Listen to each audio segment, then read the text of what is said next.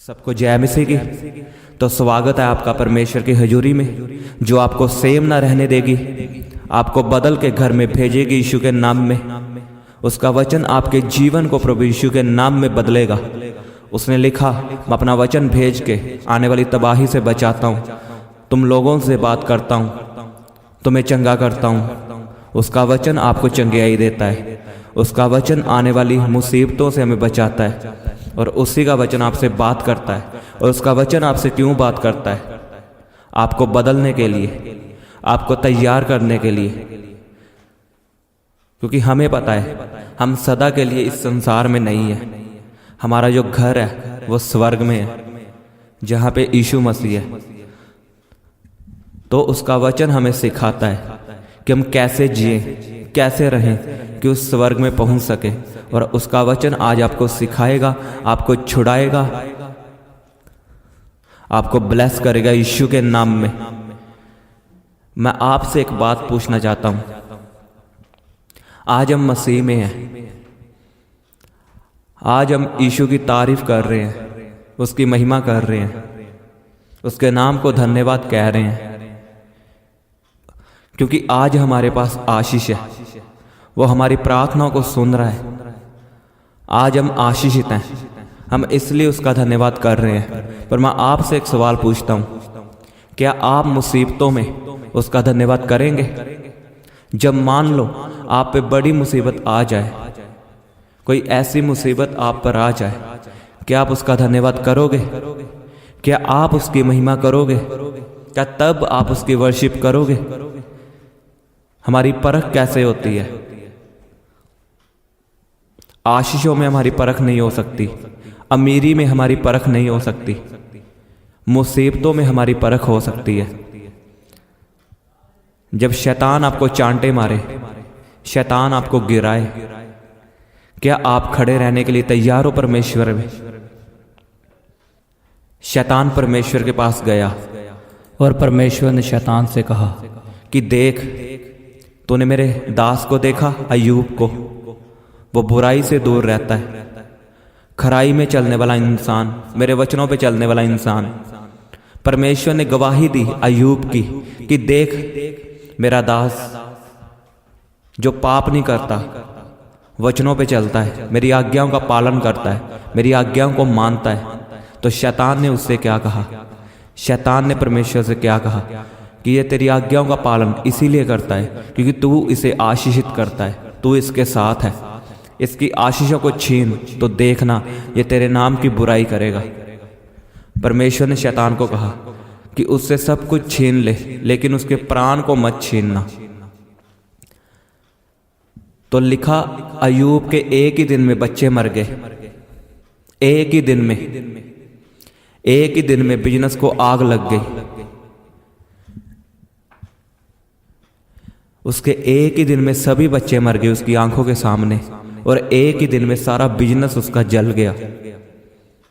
और उसकी वाइफ उसे ताने मार रही है कि अब भी तू उसी परमेश्वर को मानेगा, अब तो छोड़ दे उसे। तो अय्यूब के मुंह से क्या निकला? जिस परमेश्वर ने मुझे दिया उसी का नाम धन्य हो। जिस परमेश्वर ने मुझे आशीषित किया उसी ने वापस ली है, उसी का नाम धन्य हो। अगर यही सिचुएशन हमारे जीवन में आए तो हम अपने मुंह से क्या बोलते हैं? बताओ। अगर आज आप पे मुसीबत आ जाए, अगर हमारे घर में किसी मेंबर की डेथ हो जाए, तो हमारे मुंह के वर्ड चेंज हो जाते हैं। हम परमेश्वर को कोसने लगते हैं कि तूने ऐसा क्यों किया, तूने ऐसा क्यों किया, अगर तू होता तो ऐसा ना होता। आज हम धन्यवाद कर रहे हैं परमेश्वर का, क्योंकि हमें चंगियाइयां मिल रही हैं, हमें आशीषें मिल रही हैं। क्या सदा ये धन्यवाद बना रहेगा? जब मुसीबतें आएंगी तब भी हम खड़े रहेंगे? और जैसा अय्यूब के साथ हुआ वैसा सेम दाऊद के साथ भी हुआ। दाऊद एक बार लड़ने के लिए जाता और जब वापस घर में आता है तो उसके घर वालों को उठा के ले जाते हैं, उसका सब माल उठा के ले जाते हैं जो उसका घर में पड़ा होता है। उसके बच्चे, उसकी वाइफ, सबको बंदी बना के ले जाते हैं। और दाऊद जब वापस घर में आता है तो जो दाऊद के लोग होते हैं वो दाऊद पे ही पथराव करने की सोच रहे होते हैं। और वहाँ पे मुझे दाऊद की बहुत अच्छी बात लगती है। दाऊद ने बहुत अच्छा काम किया, वो कुड़कुड़ाया नहीं, उसने एक काम किया। पता वो काम क्या था?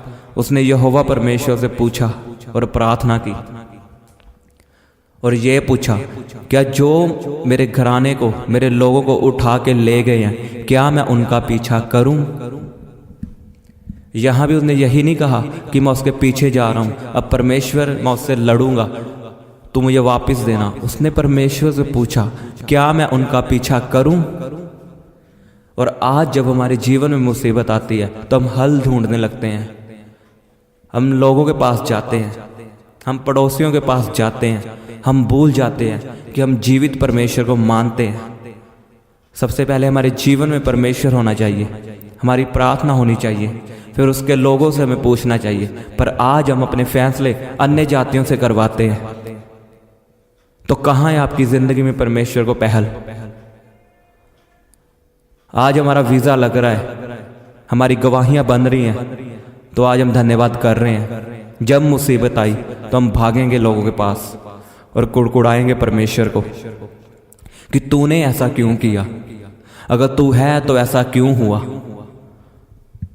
और यही बात मैं आपको पूछना चाहता हूं, क्या आप बने रहने के लिए तैयार हो?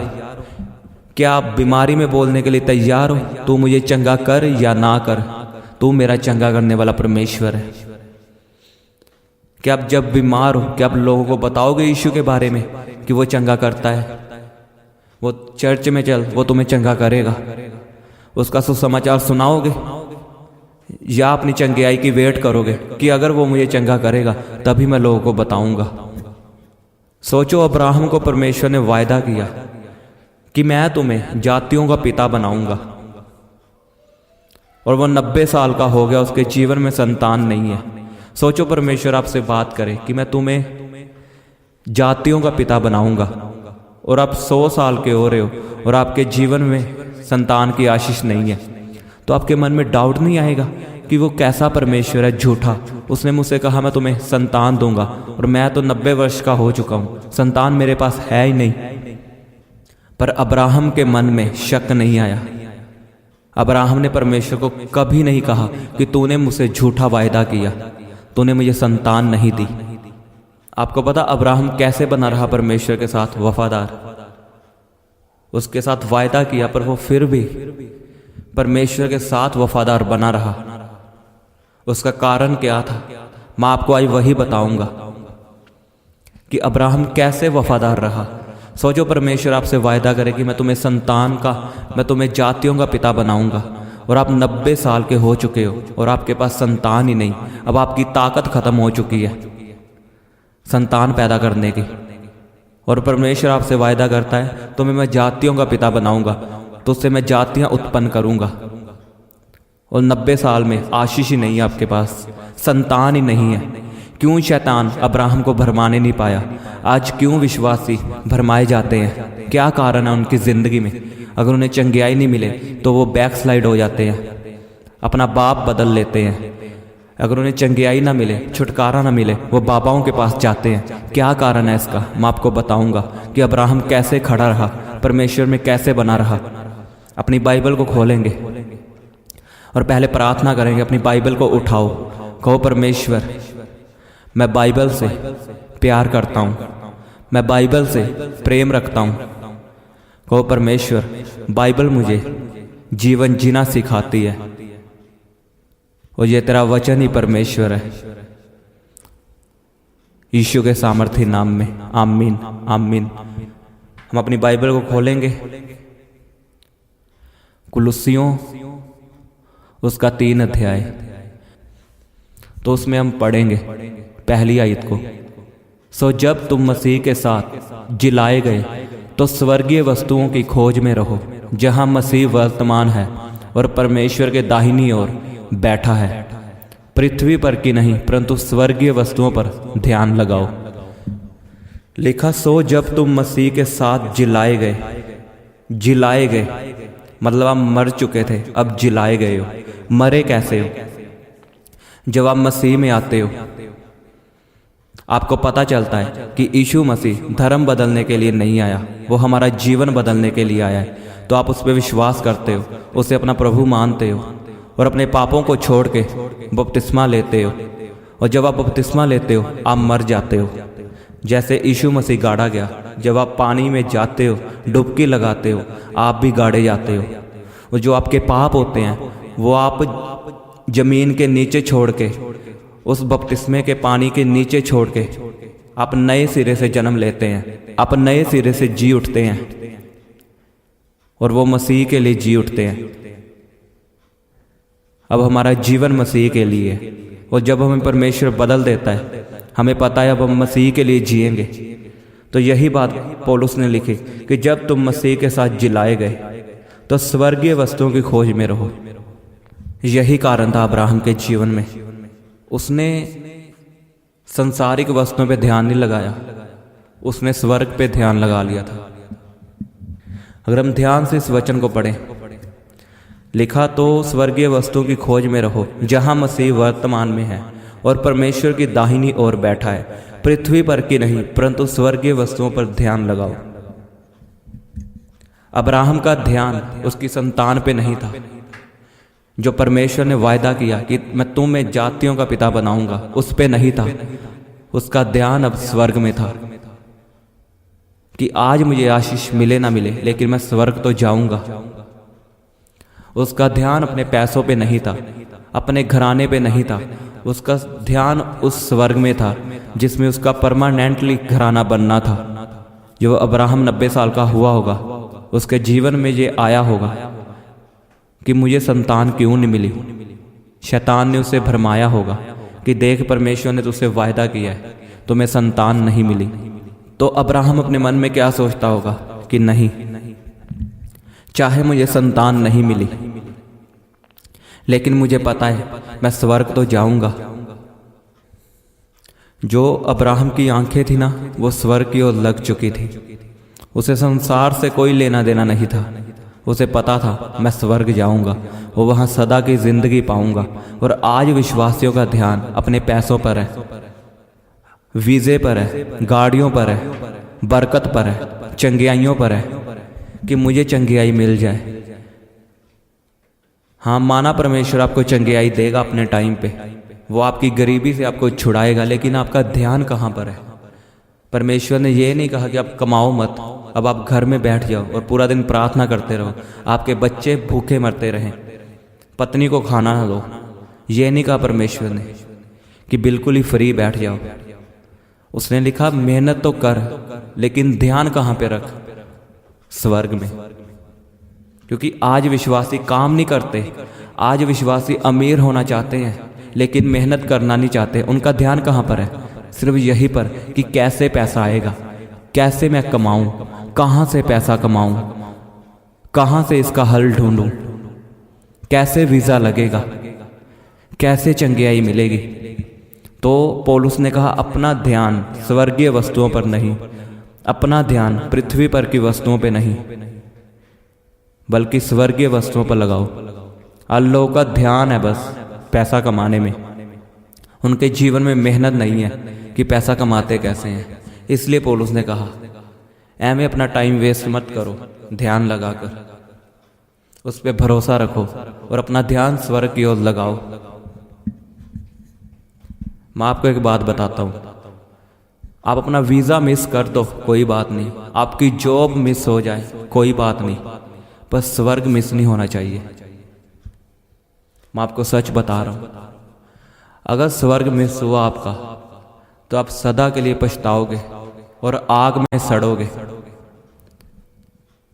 क्योंकि स्वर्ग और नरक है, अगर आपने देखा नहीं तब भी है। कितने लोगों ने इंग्लैंड देखा नहीं, तो क्या है नहीं इंग्लैंड? ऐसे स्वर्ग चाहे हमने नहीं देखा लेकिन वो है। और जब लोग मरते हैं उनकी कहीं ना कहीं आंख तो खुलती है, या तो स्वर्ग में या नरक में, कहीं ना कहीं वो उठते जरूर हैं। अब हमें नहीं पता वो कहाँ पे उठेंगे, स्वर्ग या नरक। क्योंकि जब हम बाइबल को पढ़ते हैं, एक लाजर जो बीमार होता है और एक धनी आदमी जब वो उसके घराने के बाहर बैठता है, उसके महल के बाहर, जो राजा होता अमीर, तो लिखा उस लाजर के घावों को कुत्ते चाटते थे। और वो खाना मांगता था उस अमीर व्यक्ति से, लेकिन उसने नहीं दिया। वो बहुत सुख विलास से रहता था, लेकिन जब डेथ हुई उसको, वो नरक में था। और जब लाजर की डेथ हुई, जो यीशु मसीह को मानता था, वो स्वर्ग में था, अब्राहम की गोद में। और धनी तड़प रहा होता है आग में, और परमेश्वर को कहता है कि मेरे जीभ पे पानी की बूंद डाल, लेकिन उसे नहीं मिलती। और वो फिर बोलता है परमेश्वर को कि मेरे भाई भी ऐसा ही काम कर रहे हैं, वो भी मेरी तरह जी रहे हैं पाप में, ऐशो आराम में। उन्हें जाकर बता, मुझे मुर्दों में से जीवित कर, या तो लाजर को मुर्दों में से जीवित कर, और उन्हें जाके बता कि मैं परमेश्वर हूँ। लेकिन परमेश्वर ने वहाँ पे कहा, वो विश्वास नहीं करेंगे। मैंने उनको अपनी व्यवस्था दे दी है, मैंने अपने दास उनको दे दिए हैं। आज परमेश्वर ने आपके लिए दास रखे हैं। आज कितने सारे दास हैं, वो आपके लिए हैं। आज बाइबल है किसके लिए? हमारे लिए। अगर हम उस पर विश्वास नहीं कर सकते, तो हमारे सामने चाहे जितना मर्जी बड़ा चमत्कार हो, हम विश्वास नहीं करेंगे।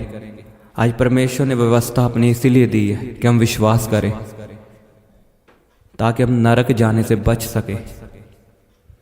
और पौलुस कहता, अपना ध्यान स्वर्गीय वस्तुओं पर लगाओ। स्वर्ग की वस्तुएं कौन सी है? क्या आप जानते हो क्या है स्वर्ग में? हम इसे पढ़ते हैं दोबारा से। जब तुम मसीह के साथ जिलाए गए, तो स्वर्गीय वस्तुओं की खोज में रहो, जहां मसीह वर्तमान है और परमेश्वर की दाहिनी ओर बैठा है। पौलुस ने बताया भी कि किन पर ध्यान लगाना है। जो स्वर्ग में बैठा है, कौन? यीशु मसीह, परमेश्वर। पौलुस का कहने का मतलब कि अपना ध्यान यीशु पर लगाओ, कि वो कैसे रहता था, उसका नेचर कैसे था, स्वभाव कैसे था। आज हम लोगों को कॉपी करना चाहते हैं। आज हम किसी की ओर देख के अपने कपड़े चेंज कर देते हैं कि मैं ऐसा बनना चाहता हूँ। अगर उसने टैटू बनाया तो मैं भी बनवाऊंगा, उसने ये शर्ट पहनी तो मैं भी पहनूंगा। लेकिन कभी हमने यीशु की कॉपी नहीं की कि वो कैसा जीता था, उसका करैक्टर कैसा था।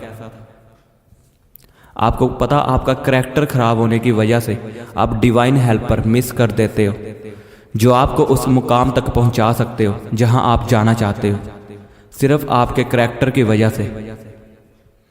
अगर आपका करैक्टर परमेश्वर के मुताबिक है, तो आपके जीवन में डिवाइन हेल्पर आएंगे, परमेश्वर आपको ऊंचा करेगा। यूसुफ का करैक्टर कैसा था? जब पोतीफर की पत्नी उसके पास आई सोने के लिए, तो यूसुफ ने क्या किया? लिखा वो वहां से भाग गया अपने आप को बचाकर। तब बाइबल नहीं थी, तब कोई आज्ञा नहीं थी परमेश्वर की, तब ऐसा कोई पाप नहीं लिखा था कि सेक्स करना पाप है। लेकिन उसे कैसे पता चला कि ये काम गलत है? क्योंकि उसके अंदर पवित्र आत्मा था जो आपको बताता है कि ये पाप है। अब बाइबल में कहीं नहीं लिखा कि सिगरेट ना पियो, शराब ना पियो। उसमें 10 आज्ञाएं लिखी, अपने माता पिता की आज्ञा मान, वही विचार ना करना, किसी का लालच ना करना। लेकिन ये नहीं लिखा कि सिगरेट पीना पाप है। लेकिन हमें कौन बताता ये पाप है? पवित्र आत्मा। आज हम इग्नोर करते हैं पवित्र आत्मा की बात को, और हम चाहते हैं कि परमेश्वर की मर्जी हमारी जिंदगी में पूरी हो। कैसे होगी उसकी मर्जी हमारी जिंदगी में पूरी? जबकि हमारा ध्यान शारीरिक चीजों पर है, हमारा ध्यान लड़कियों पर है, गालियों पर है। 2 नंबर की कमाई आती, कोई बात नहीं। बिजली चोरी कर रहे हैं, कोई बात नहीं।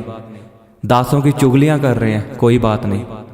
तो कैसे आप परमेश्वर में बढ़ सकते हो? कैसे उस स्वर्ग में प्रवेश कर सकते हो जो पवित्र है? लिखा, अगर स्वर्ग में कोई बीमार आदमी या कोढ़ी आदमी प्रवेश करे, तो वो पूरा उसका शरीर बच्चों के जैसा हो जाएगा, नरोया, नरम हो जाएगा, वो पूरा हील हो जाएगा। तो कैसे हम अपवित्र होकर परमेश्वर के राज्य में प्रवेश कर सकते हैं? बताओ। अगर हम आज भी चुगलियां करते हैं, दासों की बेइज्जती करते हैं, अपने दुश्मनों को माफ नहीं करते, तो कैसे आप स्वर्ग में प्रवेश करोगे? आप कैसे कह सकते हो मेरा ध्यान परमेश्वर की ओर है, मेरा ध्यान स्वर्ग की ओर है? आपका ध्यान तो संसार की ओर है। पौलुस ने कहा कि मसीह की तरह बनो, अपना ध्यान परमेश्वर की ओर लगाओ। वो कैसे जीता था, उसका करैक्टर कैसा था, उसका स्वभाव कैसा था। अगर आप मसीह का स्वभाव जानना चाहते हो तो आप गलातियां 5:22 पढ़ो। उसमें लिखे आत्मा के फल प्रेम, आनंद, धीरज, शांति, कृपा, भलाई, संयम, नम्रता, विश्वास। क्या आज आप प्रेम करते हो? अपनों से प्रेम सभी करते हैं, लेकिन आप अपने दुश्मनों से प्रेम करते हो, जो आपको सताते हैं, जो आपको तंग करते हैं। क्या आप उनको प्रार्थनाओं में माफ़ करते हो, प्रैक्टिकली माफ़ करते हो? उनको आशीष देते हो या श्राप देते हो? उसका पहला फल कौन सा है? प्रेम। क्या आपके अंदर प्रेम है? बताओ। आपका करैक्टर यीशु के जैसा है? क्या आपके अंदर आनंद है? मुसीबतों में, आशीषों में, बरकतों में सभी आनंदित रह सकते हैं। क्या जब आपके जीवन में मुसीबत आई, क्या आप आनंदित हैं? क्या आप तब भी ये बोलने को तैयार है कि आज का दिन यहोवा ने बनाया है, मैं इसमें आनंदित रहूंगा? वो मुझे चंगा करे या ना करे, मैं उसके कोड़े खाने से चंगा हो चुका। क्या आप बोलने के लिए तैयार है? आप शांति में हो, आप भलाई में हो। यही कारण है आपके जीवन में ब्लेसिंग नहीं आती। और यूसुफ का करैक्टर यीशु के जैसा था।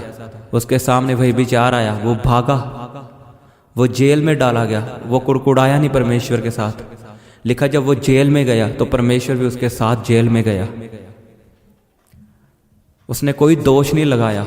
वो जेल में भी प्रार्थना करता रहा परमेश्वर के आगे कि वो मुझे छुड़ाए या ना छुड़ाए, वो मेरा परमेश्वर है। सोचो, परमेश्वर ने उसको बताया था कि मैं तुम्हें राजा बनाऊंगा, मैं तुम्हें प्रधानमंत्री बनाऊंगा। और सोचो, उसको गिरा दिया गया गड्ढे में।